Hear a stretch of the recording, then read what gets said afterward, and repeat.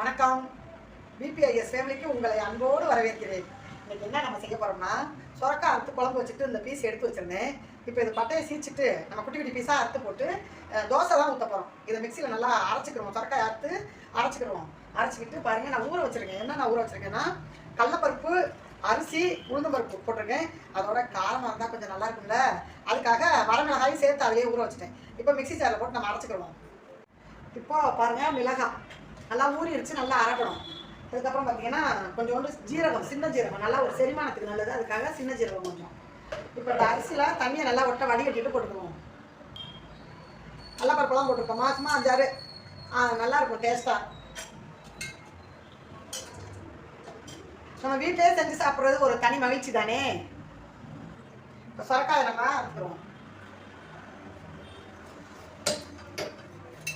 உள்ளே இருக்க அந்த விதையெல்லாம் நம்ம எடுத்துடணும். இப்போ சுரக்காய் இது மாதிரி குட்டி குட்டி பீஸாக அறுத்துக்கிட்டோம். இதோட வேர்க்கல்லையை வறுத்துக்கிட்டேன். இதை வந்து தூசி தட்டிட்டு வந்துடும். நல்லா நசுக்கி விட்டு இப்படி எங்கே பாருங்க, இப்படி நசுக்கணும். அப்படின்னாலே இந்த வந்துடும், பருப்பாக நம்ம எடுத்துகிட்டு வந்துடுவோம்.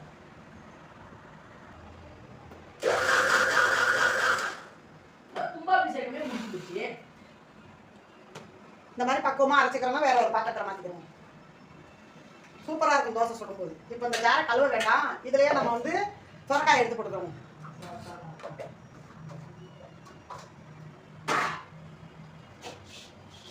கொஞ்சோண்டு பருப்பு, வேர்க்கடலை பருப்பு வறுத்து வச்சுருக்கேன், அதையும் போட்டுக்கலாம். ரொம்பவே டேஸ்ட்டாக இருக்கும்.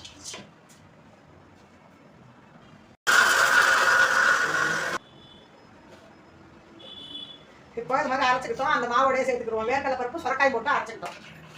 மாவோட சேர்த்துக்குவோம். இப்போ உப்பு நம்ம சேர்த்துக்கிடுவோம். அவங்க உங்களுக்கு எவ்வளோ தேவையோ அந்த அளவுக்கு சேர்த்துக்க வேண்டியது. நான் வந்து எனக்கு தேவையான அளவு உப்பு போட்டுக்கிட்டேன். இப்போ தோசைகள் நல்லா காஞ்சிருச்சு, லைட்டாக எண்ணெய் தடவிக்கிறோம்.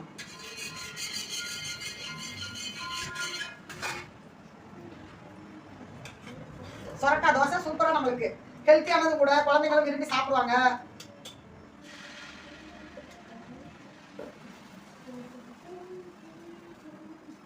நல்லா கடலைப்பருப்பெல்லாம் போட்டிருக்கோமா, நல்லா டேஸ்ட்டாக இருக்குன்னு குழந்தைங்க விரும்பி சாப்பிடுவாங்க.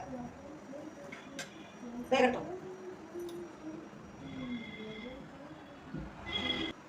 இப்போ நமக்கு தோசை ரெடி ஆயிடுச்சு. நான் வந்து சட்னி வச்சுக்கிறல. நீங்கள் சட்னி தேவைன்னா நீங்கள் வச்சுக்கலாம், சட்னியோ சாம்பாரோ வச்சுக்கலாம். ஏன்னா நான் வந்து கடலைப்பருப்புலாம் போட்டுருக்கிறதுனால ரொம்பவே டேஸ்ட்டாக இருக்குது. என்ன புடவை மாற்றிட்டேன்னு பார்க்குறீங்களா, கோயில் கிளம்பிட்டோம். அதனால் வந்து உங்கள்கிட்ட புடவை மாற்றிட்டு வந்து தான் இப்போ வீடியோ பண்ணணுன்ட்டு சாப்பிட்டுக்கிட்டே பேசுகிறேன். ஓகே ஃப்ரெண்ட்ஸ், இந்த வீடியோ பிடிச்சிருந்தா நம்ம வீடியோவை ஷேர் பண்ணுங்கள், லைக் பண்ணுங்கள். பாய். நீங்களும் குழந்தைங்களுக்கு இது மாதிரி செஞ்சு கொடுங்க.